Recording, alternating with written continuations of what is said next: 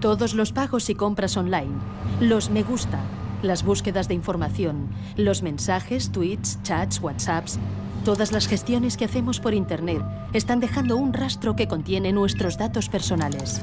No es un rastro que se desdibuja con el tiempo.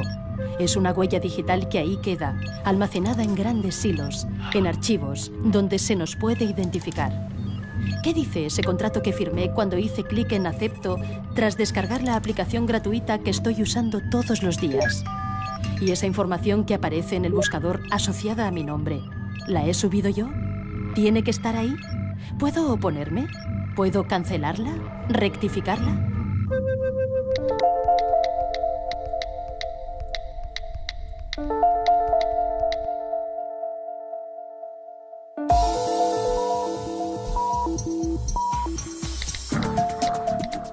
Nos movemos por la red y, por tanto, dependemos de ella.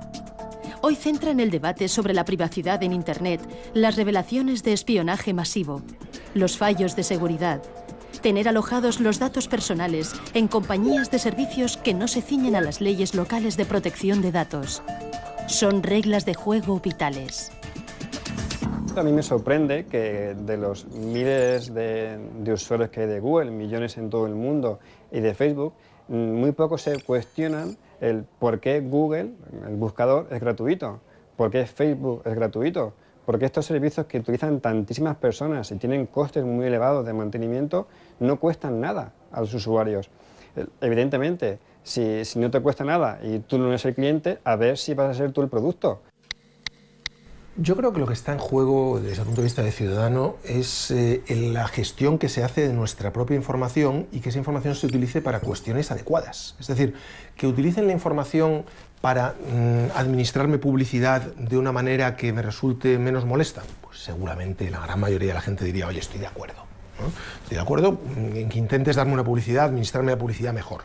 Que intentes utilizar esto para saber lo que pienso, para saber si soy peligroso o para saber si tengo posibilidades de convertirme en terrorista, pues hombre, eso es mucho más peligroso. Se regula hacia las empresas, hacia el sector privado, y luego nos estamos dando cuenta que quien tiene la oreja también muy grande son los estados.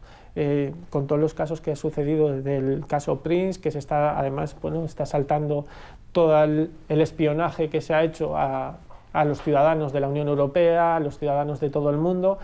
En el fondo, al final, bueno, la información está en Internet, somos nosotros lo que estamos dejando y los estados también la están tratando. Bueno, que se proteja también a los ciudadanos de cómo están tratando los estados ese tipo de información.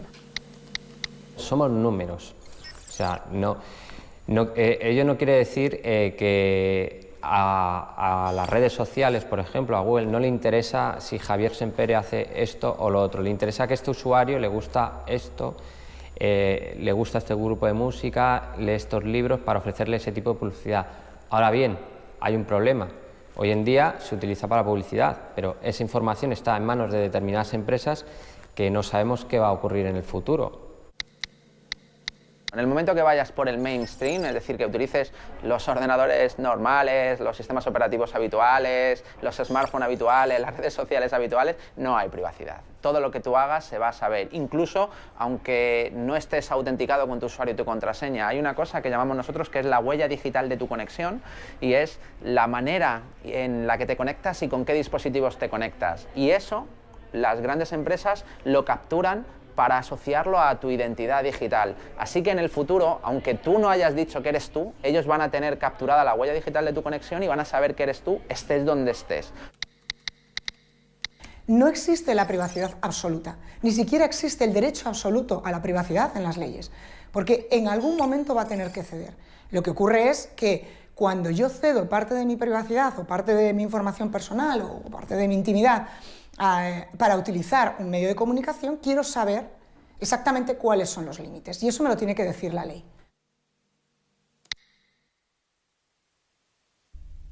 Los datos de carácter personal van mucho más allá del nombre y los apellidos, porque un dato personal es cualquier tipo de información que directamente nos identifica.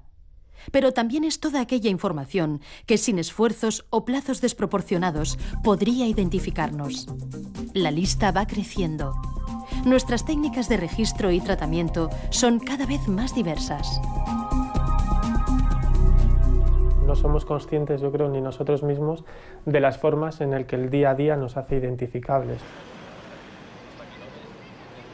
Las IPs, que es cuando nos conectamos en el ordenador, ese número que nos da acceso a Internet es un dato de carácter personal, todo lo que podemos hacer ya por Internet, los rastreos que vamos dejando de las compras que hacemos, de los me gustas que hemos hecho en una red social, los datos genéticos, las huellas en los smartphones pues para acceder, datos biométricos de la propia persona cuando estamos firmando en tablets, pues que dan incluso el trazo que estamos dando, la profundidad,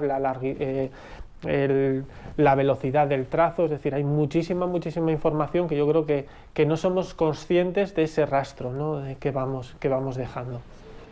A lo mejor es identificable por tu paso, por tu forma de caminar. Un teléfono móvil con su acelerómetro puede grabar una serie de pautas que sean relativamente únicas. A lo mejor tú no te has registrado en un sitio, pero el hecho de que ese sitio sepa por analítica en qué tipo de ordenador estás, si tienes activado Flash o no lo tienes activado, y una serie de datos más, el tamaño de tu pantalla, etcétera, todos esos datos configuran una huella digital electrónica que puede servir para caracterizarte, ¿no? El derecho fundamental a la protección de datos está reconocido por el artículo 18 de la Constitución española, donde se contempla el derecho al honor, a la intimidad y a la propia imagen, y está protegido por la Ley Orgánica de 1999. En España, toda persona tiene el derecho a saber quién, para qué, cuándo y por qué se tratan sus datos personales y a decidir acerca de su uso. Las herramientas para ejercer el control se conocen por las iniciales ARCO, el derecho al acceso, a la rectificación, a la cancelación y a la oposición.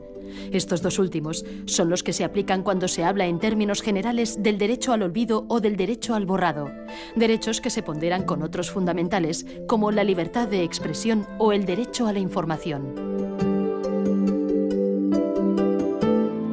No vale simplemente con decir es que a mí esta información no me gusta o es que a mí esta información pues, casi preferiría que no saliera. Y ese es un poco el trabajo que aquí en la agencia hacemos cuando nos viene una reclamación. Es una labor de valoración, de ponderación de las circunstancias personales del ciudadano que presenta la reclamación, del tipo de información al que se refiere, de su vigencia, de si es cierta o no, de si la persona tiene una relevancia pública o no. En definitiva, el marco en que se ejerce este derecho al olvido es un marco acotado. En los últimos años ha aumentado el número de ciudadanos que se acercan a la Agencia Española de Protección de Datos para reclamar sus derechos frente a los buscadores de Internet. Han puesto su nombre en Google y entre los resultados aparece información que entienden que atenta contra su intimidad o su honor. Digamos que esa difusión universal y accesibilidad universal que ofrece en Internet gracias a los motores de búsqueda es justamente donde reside un poco la clave del problema con el que los ciudadanos y nosotros nos enfrentamos. Y es que el ciudadano en un momento determinado ve que informaciones suyas de un pasado más o menos remoto, informaciones no confirmadas, informaciones no reales o falsas, informaciones que surgieron en un contexto muy limitado y que se han expandido, reaparecen, se asocian con todas las demás informaciones sobre su vida y le pueden causar perjuicios, en algunos casos, muy serios. La agencia ha resuelto dar amparo a cerca de 200 casos que considera fundados y ha pedido a Google que retire de su índice los enlaces para evitar el acceso universal. Sin embargo, Google ha estado recurriendo sistemáticamente las resoluciones de la agencia ante la Audiencia Nacional. Y esta, antes de celebrar juicio, ha trasladado la cuestión al Tribunal de Justicia de la Unión Europea para que aclare cómo debe interpretarse la Directiva de Protección de Datos en relación con los recursos que interpone Google. La Audiencia Nacional ha pedido al Tribunal de Justicia de la Unión Europea que se pronuncie sobre el derecho al olvido en Internet, que decida si un particular tiene derecho a reclamar que se suprima y bloquee la información que sobre él facilitan los buscadores de Internet y que pueden ser localizadas a lo largo de toda la vida. La Audiencia Nacional ha enviado el llamado caso Google y pregunta si debe aplicar la normativa comunitaria y española o bien los afectados deben acudir a los tribunales de California, donde está la sede de Google. Es la primera vez que este asunto llega a la justicia europea.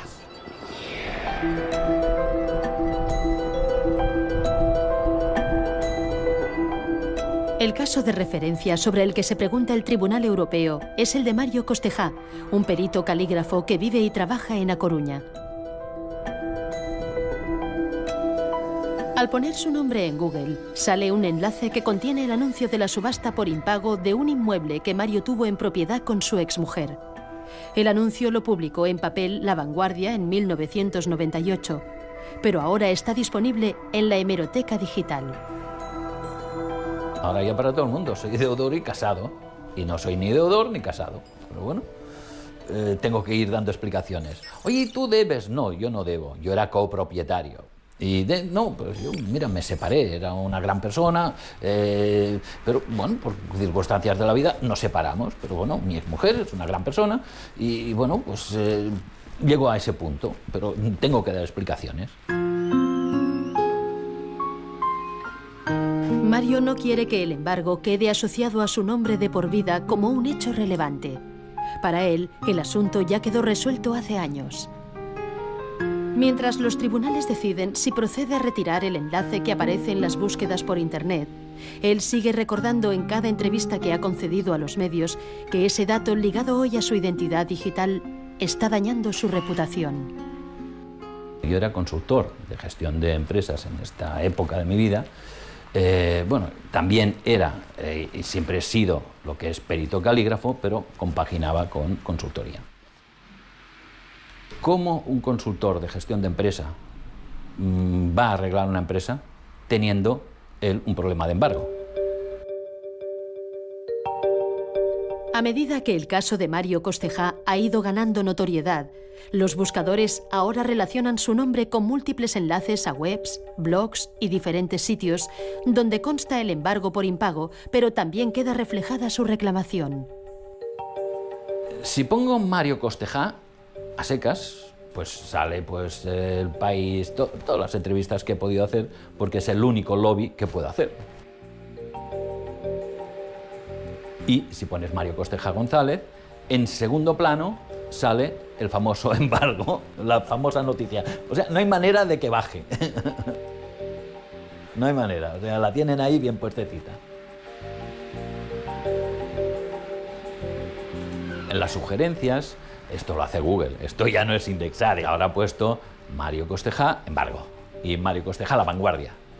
Otra lucha nueva, volveré a luchar para que esas sugerencias las quiten, porque mi hijo se llama Mario Costejá, y Mario Costejá es mi padre también, y vive. Bueno, o sea, los Costejá somos embargo, nos han cambiado el apellido.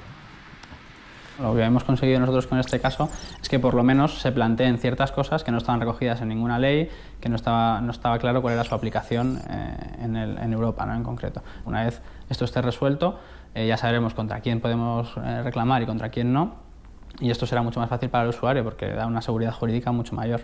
No simplemente pegar palos de ciego intentando reclamar a unos o a otros y que todos se vayan responsabilidades, sino que a partir de ahora esperemos que ya sí que esté claro quién es el responsable principal y cuál es la manera de ejercitar esos derechos ante ellos. Desde que La Vanguardia digitalizó su hemeroteca, Mario Costejá y Ramón Sampedro comparten el mismo enlace. Junto al anuncio de la subasta hay una información en torno a la eutanasia sobre el suicidio de Sampedro, el primer español que reclamó ante los tribunales su derecho a una muerte digna. El principal problema aquí está en que es una publicación escaneada de un periódico en papel. Digamos que es una forma muy rudimentaria el llevar toda la información sin separar cada noticia, sin entender si un hecho sigue siendo noticiable o no. O sea, habría que digamos, no mantener las noticias de una manera estática como están ahora conceptuadas, sino que simplemente se van subiendo y esto queda pues igual como una hemeroteca pero online, sino hacer un tratamiento por separado de cada noticia y resolver cuál debe seguir publicada, cuál no y en qué condiciones. Desde que la prensa y también los boletines oficiales han convertido su pasado de papel a formato digital, hay un montón de información personal que los buscadores han puesto ahora a un clic de cualquiera y a la que quizá cabría aplicar un derecho a la privacidad. Yo creo que lo que se necesita es que los gestores, o sea, se sienten, en el caso de los boletines, y decidan cambiar el sistema actual. Incluso una cosa que se podía realizar y que es bien sencilla es mandar el acto administrativo a publicar y incluyendo una fecha a partir del cual el boletín oficial correspondiente introduzca la herramienta tecnológica que sea necesaria para que los buscadores no indexen esa información. Según el abogado Samuel Parra, salir del índice de los buscadores no resulta una tarea fácil y pone de ejemplo lo que le sucede con algunos de sus clientes. Al poner el nombre y apellidos de su cliente en el buscador, sigue apareciendo en los resultados una noticia publicada en 2004. Sin embargo, el nombre que el buscador asocia a esta publicación ya no figura en el texto. Fue retirado en enero de 2013 y sustituido por las iniciales. Tú puedes conseguir que elimine la fuente original tu nombre. Puedes conseguir que la agencia española te dé una tutela estimatoria frente al buscador Google para que deje de indexar tus datos. Y a pesar de eso, tú tengas que seguir viendo, tengas que seguir soportando que al buscar tu nombre en Google se siga vinculando esa búsqueda con una noticia en la que ni apareces ya, porque se borra la información. La única explicación metafísica que se nos ocurre es que Google tenga memoria, tenga recuerdo y sepa que en su día eso existía ahí y aunque ya no está, pues lo sigo vinculando. Pero otra explicación técnica es injustificable.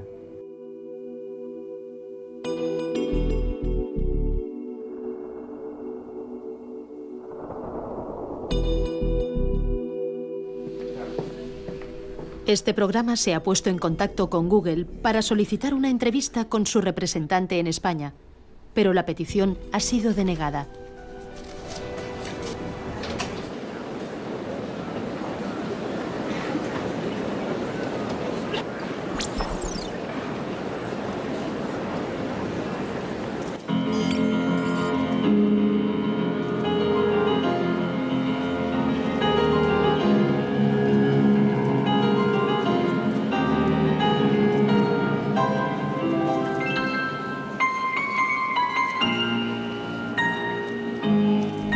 Otra fuente de conflicto son las noticias falsas que traen al presente los buscadores. Es lo que le sucede a la exgimnasta Marta Bobo. Cuando participó en los Juegos Olímpicos de 1984, el diario El País publicó que padecía anorexia. Tras digitalizar su hemeroteca, los buscadores encuentran el nombre de Marta Bobo en la noticia y esta aparece entre los primeros resultados. Desde aquella publicación ha tenido que ir dando explicaciones en los medios. A mí se me identificó con anorexia nerviosa, pero yo nunca la padecí. Quizás el estilo de vida al que estuve sometida durante 6 años, entrenando pues prácticamente todos los días, incluso el año anterior a la Olimpiada, 7-8 horas diarias, un régimen estricto de convivencia en cuanto a horas de descanso, en cuanto a régimen de comidas, en cuanto a visitar a tu familia, días libres, etcétera, y una carga muy intensa de entrenamiento, lógicamente hacen que una persona pues pierda peso, y más que perder peso, lo que hacíamos era prepararnos al 100% para ir a esos Juegos Olímpicos de Los Ángeles. Es falso, yo no tuve anorexia nerviosa, no tenía anorexia nerviosa. Marta hoy es profesora de Educación Física en la Universidad de A Coruña. En 2011, ella y su marido decidieron recurrir al defensor del lector del País, en ese momento Milagros Pérez Oliva, para dejar constancia del perjuicio que causó entonces la publicación en papel y que sigue causando ahora, indexada y asociada a su identidad digital. Bueno, mi pareja, Alberto, y yo nos ponemos en contacto con Milagros y le comentamos el tema. Pero claro, ella en ese momento su preocupación es un poco el litigio que pueda haber entre lo que son prensa escrita o diferentes medios con buscadores, que es un poco ahí donde, porque están tirándose un poco la piedra unos a otros. No, la culpa es del buscador y entonces no, la culpa es de la prensa por haberlo publicado. En prensa dicen que hemeroteca no lo modifico, no lo cambio porque es histórico. El buscador dice, yo recojo datos y salen ahí tal cual los tienes. Lo que sea falso es problema tuyo, nosotros lo vamos a subir. Claro, empezamos con todo este debate que lo conocen bien los profesionales, y aquí son debates y problemas entre grandes empresas que mueven muchos recursos y qué hace una persona ante esta situación. Bien, Milagros me escucha y utiliza un poco mi caso para hablar de este problema, ¿no? En el artículo, la defensora de El País apunta que deberían tomarse medidas de autorregulación. Por ejemplo, habilitar un espacio en la edición digital para que la persona afectada pueda publicar una nota que quedaría indexada y permitiría que cuando alguien buscase el nombre de esa persona apareciera junto a la información. Tal y como apostilla al final, el derecho al olvido es un gran desafío para los medios. Si mi vida estuviese ahora dependiendo de esto a nivel personal, a nivel psicológico, a nivel profesional, a nivel familiar y me viese muy afectada, estaría totalmente indefensa porque o tengo mucho dinero para poder luchar contra el bufete de abogados que pueda tener Google o uno de los grandes buscadores y tengo mucho dinero para poder luchar contra el gran bufete de abogados que pueda tener el país, o si no yo no puedo resolver este tema.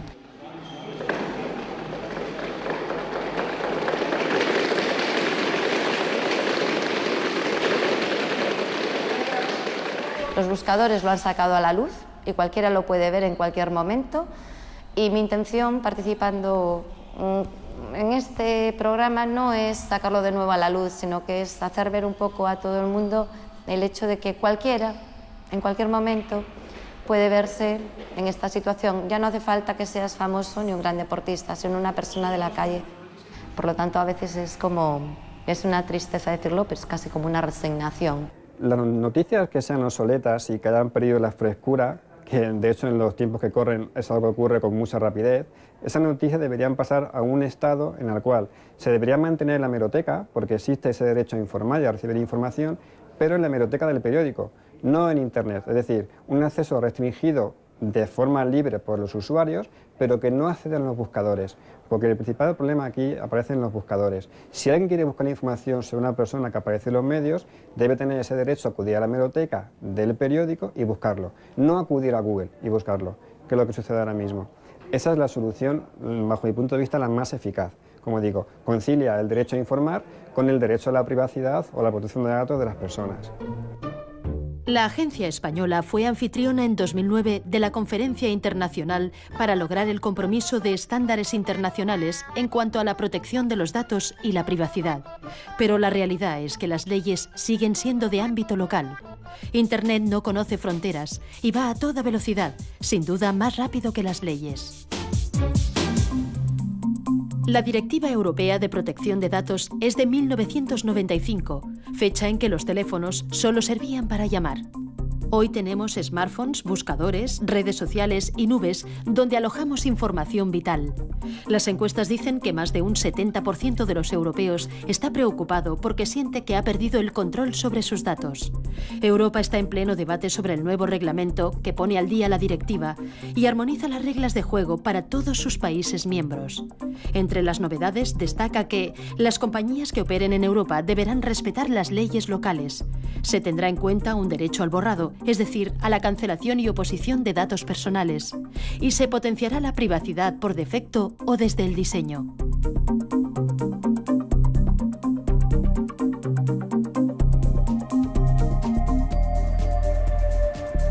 El trámite para la reforma de la Directiva de Protección de Datos ha llegado a acumular casi 3.000 enmiendas. Hay muchos intereses en juego, especialmente entre las grandes empresas norteamericanas. Pero la comisaria Reding se muestra dispuesta a conseguir los cambios antes de que acabe su legislatura.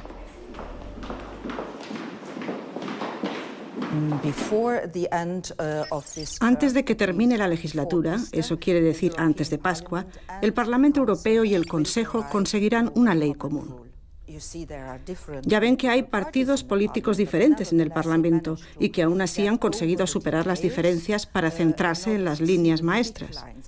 Y la línea maestra principal es que queremos un continente unido con una única ley de protección de datos. Y todas las compañías que operan en este continente deben obedecer esta ley, independientemente de la nacionalidad de la compañía en cuestión. Y cada ciudadano tiene derecho a que sus datos personales estén protegidos.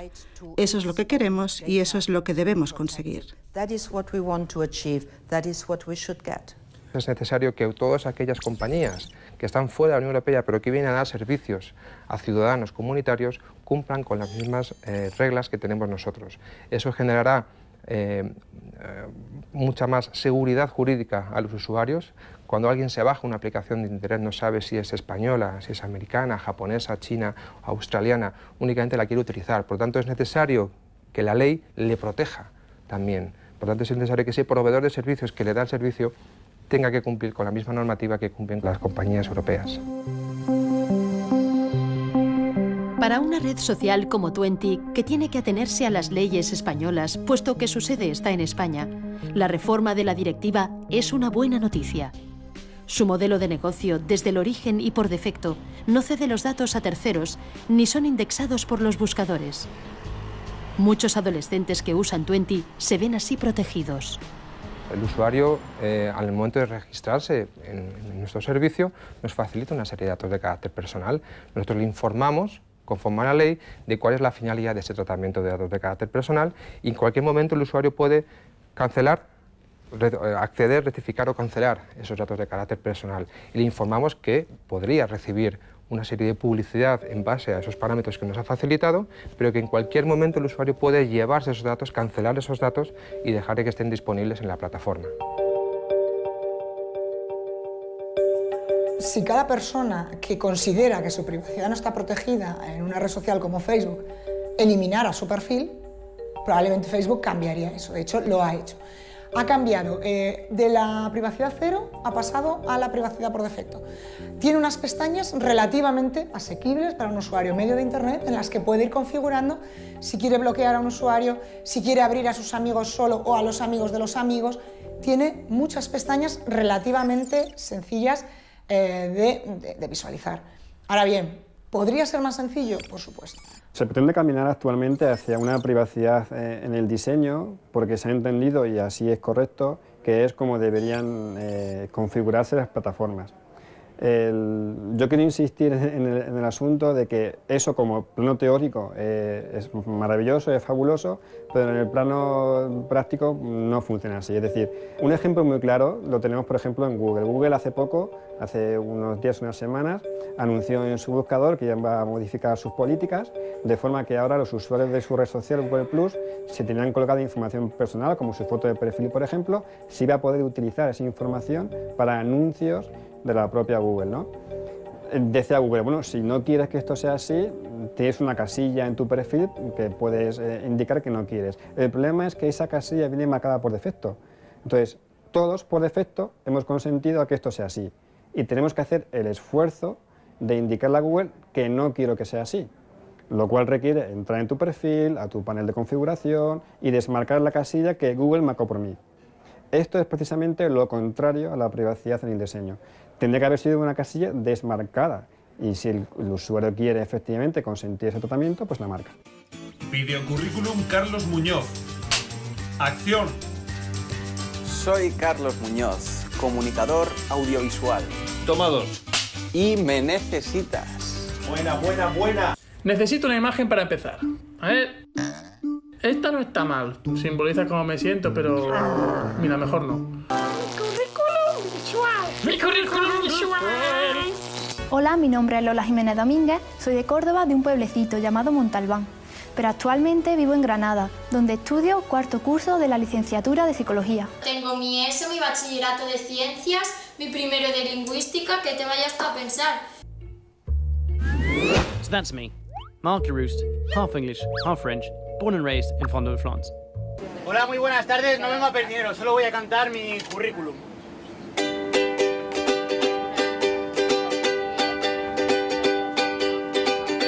Licenciado en periodismo y un diploma de posgrado. He traído aquí doblado por si usted lo quiere ver.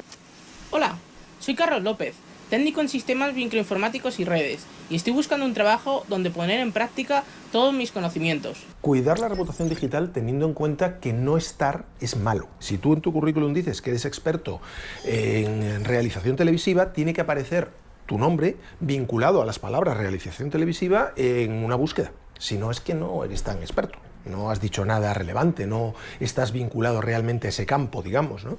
¿Cuál es el problema? Que hasta ahora mucha gente decía, no, yo lo que quiero ser es muy discretito, ¿no? Pues el pensamiento tradicional de yo quiero ser muy discreto no funciona. Entonces, lo que tenemos que hacer es una gestión proactiva de nuestra imagen. Hace muchos años, cuando las comunicaciones por tierra no eran sencillas, nos preocupaba la reputación en nuestro entorno, en nuestro pueblo, porque tú antes para irte a trabajar a otro sitio, para irte, era muy difícil porque todo el mundo te iba a conocer. Ahora nos tenemos que preocupar a nivel mundial, porque te vayas donde te vayas, tu información puede aparecer y te la pueden rastrear. Pero claro, está la parte mala, que es la que estamos comentando, y la parte buena. Si nuestra reputación online, si hemos cuidado de sobra esa imagen en la red, y arroja datos buenos para nosotros, realmente destruir luego esa reputación va a ser complicado. Pero a veces, cuidar la identidad digital es casi imposible si somos víctimas de un acosador. La adolescente canadiense Amanda Todd contó su ciberacoso en la red antes de quitarse la vida. La fotografía de sus senos desnudos confiada a un extraño que después la hizo pública destrozó su reputación. Esta chica hizo un vídeo contando lo que le había pasado, un vídeo muy gráfico, muy descriptivo. Eso es lo que ha dado la vuelta al mundo. La gente, al entender que se pueden exponer a un caso de acoso como el que esta chica vivió, son más prudentes. Eso es lo que ella ha conseguido. Nos ha dicho a todos, sed más prudentes, mirad lo que me ha pasado. Entonces, ¿qué es lo que tiene que hacer un gobierno ante una situación así? Enfocar y estudiar y preparar a su administración pública para que informe en los colegios, en los casos de menores de edad, y para que explique a los chicos que son potencialmente víctimas de acoso e informar a los acosadores, que eso tiene responsabilidades, que eso no se va a quedar en el aire. En Internet yo creo que el gran problema es que como no se percibe de forma directa el daño que se causa, yo creo que no nos podemos compadecer. Si no padecemos no vamos a parar ese acoso, ¿no? Yo creo que eso es algo que hay que trabajar mucho respecto de la empatía de las personas que son hostigadas en la red. Pantallas Amigas es una iniciativa que promueve el uso seguro y responsable de las nuevas tecnologías entre la infancia y la adolescencia. Organiza charlas informativas en España y Latinoamérica.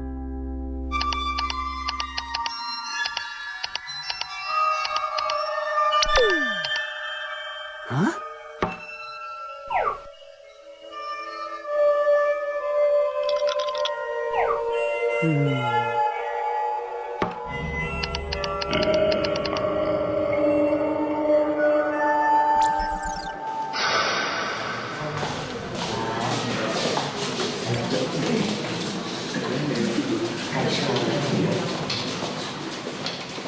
¿Para qué sirve la webcam? Normalmente la gente suele responder para ver, ¿no? Para ver a la otra persona. Eso es lo que más o menos tengo yo en la cabeza, ¿no? Me compro la webcam y puedo ver a mis amigos. Pero en realidad la webcam no me permite ver a nadie. A nadie.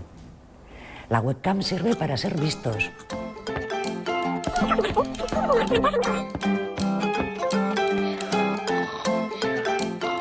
¿Cuántas fotos tenéis que salen personas que no sois vosotros, ¿no? Y a las que no les habéis pedido consentimiento? ¿Vas a subir esa foto a internet? Claro. ¿Te has preguntado si a los otros que aparecen en la foto les apetece que esa imagen esté colgada por ahí? ¿Cuántas fotos tenéis? ¿Quién tiene más de 100? ¿Quién tiene más de 200? ¿Quién tiene más de 500? ¿Quién tiene más de 1000? ¿Cuántos amigos tienes en Facetime? 175. Pero, ¿de verdad conoces a toda esa gente de tu lista de contactos? ¿Son de fiar? Bueno, no conozco a todos. Algunos son buenos amigos, otros conocidos. Pero más o menos son gente que controlo. ¿Y si esos amigos comparten tu fotografía con otra gente? Si te sacas una foto, será para enseñarla, ¿no? Por ejemplo, puedes tener 2.000, 3.000 fotos, pero si son fotos normales, no tienes nada por qué preocuparte. Si no sabes nada haciendo nada malo, ¿por qué te tienes que preocupar por eso? A ver, te quedas un poco con la preocupación de quien las ve, pero también has sido tú quien has decidido qué fotos subir, entonces... Yo creo que si tú tienes la conciencia tranquila de no haber subido fotos que te puedan comprometer en tu anti, no tienes por nada que preocuparte. Nuestra foto es un dato privado y encima es el dato privado más importante, el más, porque permite identificarnos al momento. Si yo salgo, estáis vosotros ahí, os estáis sacando una foto y yo salgo detrás, yo qué sé, pues, así, bebiendo, yo qué sé, haciendo lo que sea que no quiero que nadie vea, y la ponéis en internet, eso me está perjudicando a mí. En general, tenéis que pensar siempre que detrás de todo esto siempre hay empresas, o sea, por algún lado ganan dinero. Yo me descargo la aplicación, me la han dado gratis, ¿con qué están traficando? Dinero. Ponen publicidad de cualquier cosa y como es gratis, lo ve todo el mundo. Con nuestros datos. Porque saben más información de la gente y así. La cuestión no es no utilizar internet, no utilizar las redes, no utilizar tal y cual. Empezar a pensar qué es lo que se está quedando por ahí, vuestro. Los adultos, padres, madres, educadores, no estamos todavía capacitados para acompañarles de forma debida en este entorno, precisamente porque es demasiado cambiante, demasiado diverso. Sí que podemos estar ya suficientemente sensibilizados, incluso preocupados, pero yo creo que falta que nos ocupemos más y nos preocupemos menos. Y uno de nuestros retos es tan sencillo como que se sienten por primera vez delante de una pantalla juntos. Eso ya en sí es un objetivo. Y yo creo que muchos padres y madres se sorprenderían si se abrieran un poco a sus hijos y les piden que les enseñen a hacer determinadas cosas. Yo creo que es un buen ejercicio, que la gente no lo hace y que no lo prueba y que puede dar sorpresas y resultados muy positivos. Desde Pantallas Amigas aprendemos bastante, porque esto va tan rápido que siempre que nos enfrentamos a un grupo de padres y madres, pues nos encontramos con nueva casuística, ¿no? O nuevas preocupaciones. ¿Quiénes tienen un hijo con smartphone en la edad de primaria? Vale. Dentro de 5 años, todos los niños de 10 años van a tener un smartphone, por lo menos.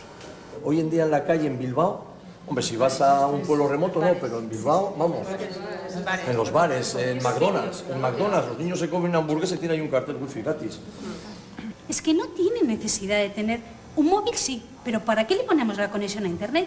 Es culpa nuestra. Es que mi hijo tiene un smartphone. Pues no, pues culpa tuya, no le compres. Si solo tiene 11 años, ¿para qué necesita un pedazo de móvil?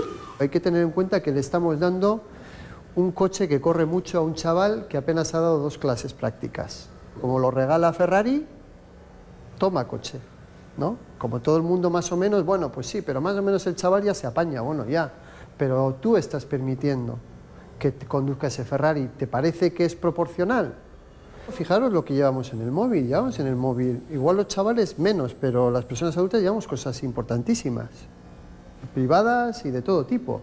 Y sin embargo estamos instalando aplicaciones que sin saberlo, posiblemente porque le hemos dado sí, le estamos dando permiso a acceder a un montón de datos, a nuestra agenda, a nuestra localización. En el móvil tenemos mucha información concentrada y cargamos aplicaciones que están especializadas en ser gratis y funcionar bien para analizarte todo lo que tienes. Y los chavales... Entonces, yo creo que tener un smartphone requiere una reflexión importante, porque te da acceso a todo eso, a lo que ya era Internet, absolutamente, más a un canal, entre comillas, oculto, sin falta siquiera de conexión de datos, que es WhatsApp vía wifi. Llevo como 2 semanas recibiendo, por ejemplo, que me quieren vender un seguro o me quieren vender algo de gente que no conozco, pero me llega por vía WhatsApp. ¿Y eso? Claro, te llega a WhatsApp porque alguien tiene tu teléfono. ¿Qué eso qué es? ¿Marketing ahora? ¿Empiezan a vender y atacar todo vía WhatsApp o...? Tienen tu número de móvil, de alguna manera lo han conseguido y te están mandando publicidad vía WhatsApp, porque solo necesitan tu número de móvil. Por eso mismo a vuestros hijos les puede llegar cualquier cosa de alguien que simplemente haya conseguido su número de teléfono, ¿vale?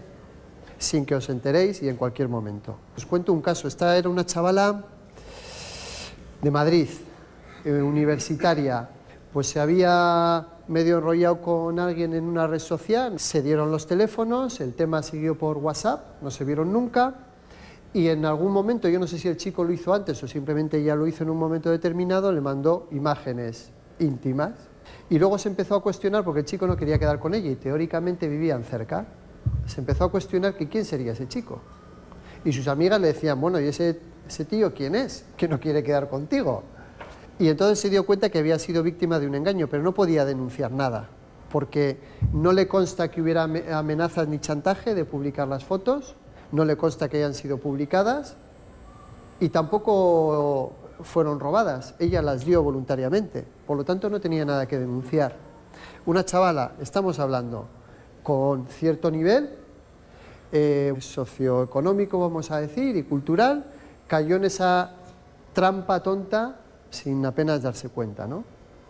Su equivocación no fue tener Facebook, ni Twitter, ni WhatsApp, ni nada parecido. Su equivocación fue confiar en un desconocido. Y eso es lo que tú tienes que enseñar a tu hijo, de 8 años, de 10, de 15 o de 25. Y esa es la lección que tiene que llevar aprendida. Igual que no, si un señor le habla por la calle y le da caramelos, lo que tienes que enseñar es que no los coja. Si un tío de Facebook te dice que voy a ser tu amiguito y te voy a regalar un perrito, pues tampoco te lo tienes que creer. El problema no es por qué vía se está transmitiendo. El problema es que tú lo que le tienes que enseñar es eso, sea por internet, sea por la calle, o sea, porque entonces tampoco le dejas salir a la calle, nunca. Tienen que aprender, yo entiendo, a dar valor a la privacidad, a la suya y a la de otras personas. Tendréis tapados todo la webcam, ¿no? Eso es de primero de pantallas amigas, tapar la webcam. Porque en cualquier momento podemos tener un bicho que nos esté grabando. Un bicho, quiero decir, un programa que nos activa la webcam, incluso nos apaga la luz, que es la que nos avisa que está encendida, y que está grabando y transmitiendo lo que la webcam está enfocando. La webcam siempre hay que tenerla tapada. Y aún así hay chavales y chavalas que hacen shows a través de la webcam sin ser conscientes de que al otro lado hay alguien que lo está viendo, pero que además lo está grabando y que luego te va a chantajear. La mayor amenaza para la seguridad de nuestra información, de nuestros datos personales, somos nosotros mismos. Es decir, muchas veces el propio usuario el que, por descuido, por dejadez, por ignorancia, por no comprender el funcionamiento de determinados programas, libera demasiada información personal y pone sus datos a disposición de los demás y, en cierta manera, se pone a sí mismo en riesgo. A cada servicio que se ofrece en Internet, entre los cuales están las redes sociales, dispone unas condiciones de uso y unos acuerdos de privacidad. Por norma general, eso debería ser lo primero que cada usuario lee. Por desgracia, la realidad dice todo lo contrario, o sea, no leemos esas condiciones de uso ni esos acuerdos de privacidad, con lo cual realmente no sabemos qué pasa con nuestra información, no sabemos qué datos podemos o no podemos facilitar y, lo que es más importante, no sabemos quién está recabando los datos y qué está haciendo con ellos. La privacidad y la seguridad necesariamente van de la mano en Internet. En la Universidad Europea de Madrid se celebra una sesión sobre ciberamenazas y ciberdefensa. Entre los expertos, además de miembros de la Policía y la Guardia Civil, interviene Chema Alonso, un especialista en encontrar dónde y cómo fallan los sistemas. En Internet hay un montón de gente mala que está aprovechándose de los datos de ciudadanos normales que no están tomando las precauciones adecuadas para cometer delitos. Aquí en España, por ejemplo, tenemos una legislación que obliga a identificarse cuando tú vas a comprar un teléfono móvil, después de los atentados que tuvimos en Madrid el 11 de marzo, y tenemos una legislación que cuando tú le sacas una cuenta bancaria, pues tienes que entregar una determinada documentación, ¿vale? Cuando un criminal o alguien con malas intenciones desea saltarse esa protección, pues va a hacer algo tan sencillo como comprar una identidad falsa en Internet. Y esas identidades falsas en Internet se construyen a base de datos de verdad, ¿no? Hemos tenido casos de gente que por descuido ha compartido su documento nacional de identidad por la red Emule y a partir de ese momento le han abierto créditos, le han pedido cuentas bancarias en las que han hecho transferencias de dinero procedente del cibercrimen, etc. Ahí tenemos otro escaneado, aquí tenemos el DNI de Ana, DNI de Mayra, el DNI con los nombres, apellidos, etc. Vale, ya está.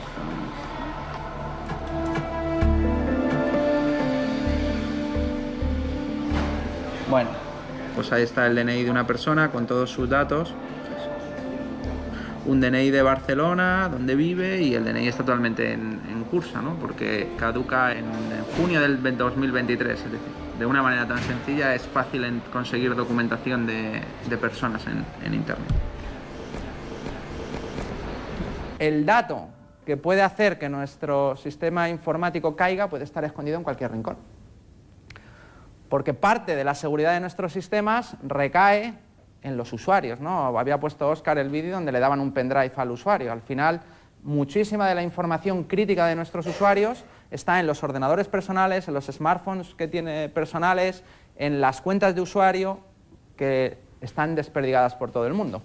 A día de hoy, prácticamente el 90% de las transacciones que puede hacer un usuario, sea bien comerciales o trámites con la administración, se hacen a través de Internet.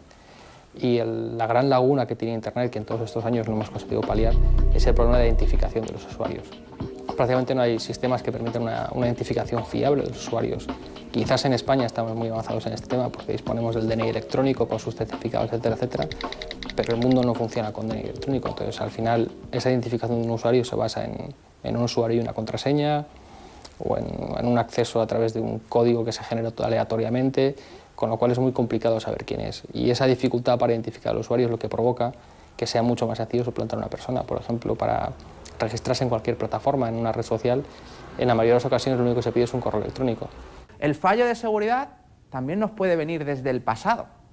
Y que un fallo que se cometió 5 años atrás nos afecte a día de hoy. Porque Internet es muy fácil subir cosas nuevas, pero es prácticamente imposible borrar algo que una vez se subió a Internet. Esto lo sabéis, ¿no?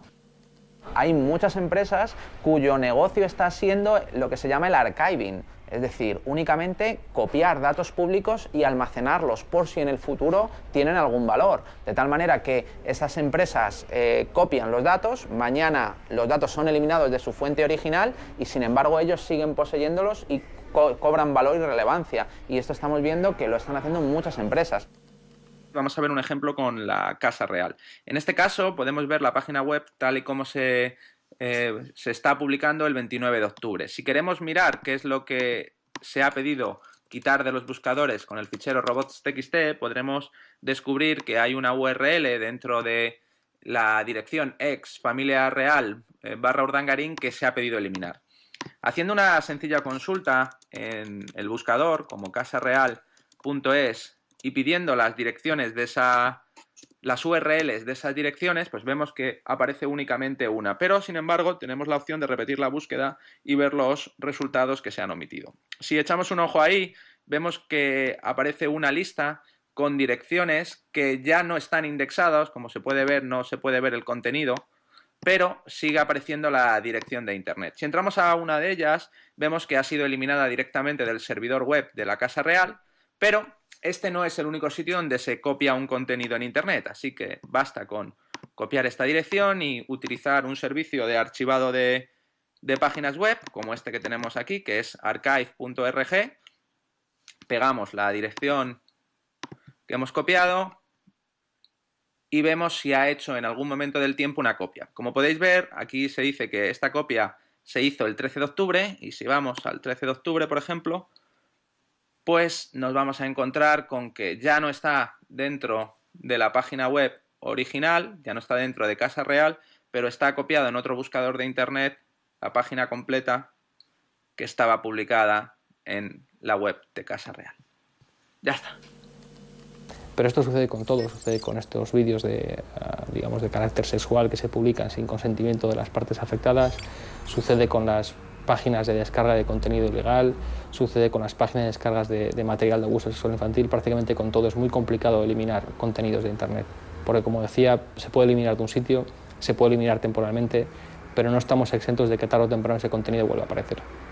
Cuando hablamos del derecho al olvido o a borrar los datos de una determinada persona dentro de, por ejemplo, una red social, estaríamos hablando de que debería ser borrado de todos los lugares donde está almacenado.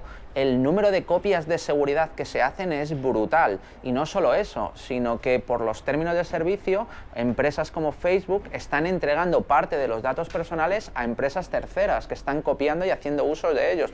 Sin ir más lejos, los famosos juegos de las redes sociales. Así que técnicamente para una red social o una empresa tecnológica que le obliguen a borrar todos los datos de una determinada persona es prácticamente imposible, ¿no?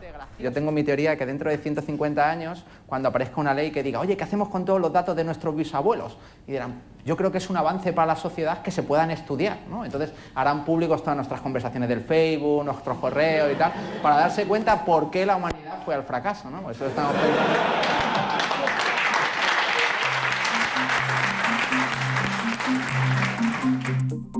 Las estadísticas nos dicen que ya hay unos 6 millones de españoles que viven conectados a la red las 24 horas. Y que los que se conectan a diario alcanza ya a la mitad de la población. Cada vez más, nuestra conexión se establece a través de dispositivos móviles. Se calcula que hoy hay unos 2.400 millones de usuarios en Internet. En poco más de una década, ya tenemos un 34% de la población mundial conectada. En Norteamérica, Oceanía y Europa, el uso de Internet empieza a ser generalizado. Facebook ya ha conseguido superar los 1.000 millones de usuarios. Después de China y la India, visto de otra forma, sería el tercer mayor país del mundo por habitantes. Ahora mismo lo primero que tiene que tener todo el mundo claro es que los datos son dinero, y muchos datos significan mucho dinero. Es por eso que muchísimas empresas en Internet están ofreciendo servicios totalmente gratuitos y lo único que están haciendo es recogiendo datos. Datos que a veces son personales, como la gente entiende que son los datos personales, es decir, nombre, apellidos, el número de teléfono, la dirección de correo electrónico, etc.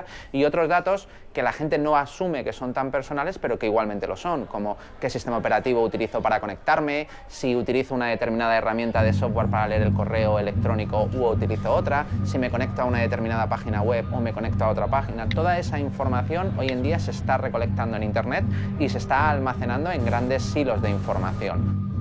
El nuevo modelo de negocio se conoce por Big Data. Datos masivos que las empresas y las administraciones ya ven como el gran tesoro del siglo XXI. Todo ese gran volumen de información, una vez procesado, sirve para extraer patrones, para ganar eficiencia en el proceso de la toma de decisiones.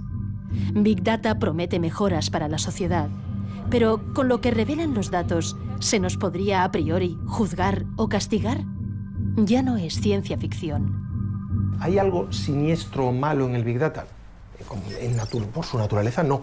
Lo que tenemos es que pensar qué datos se están recopilando, quién los está recopilando y qué puede hacer con ellos. ¿Cuál es la situación actual?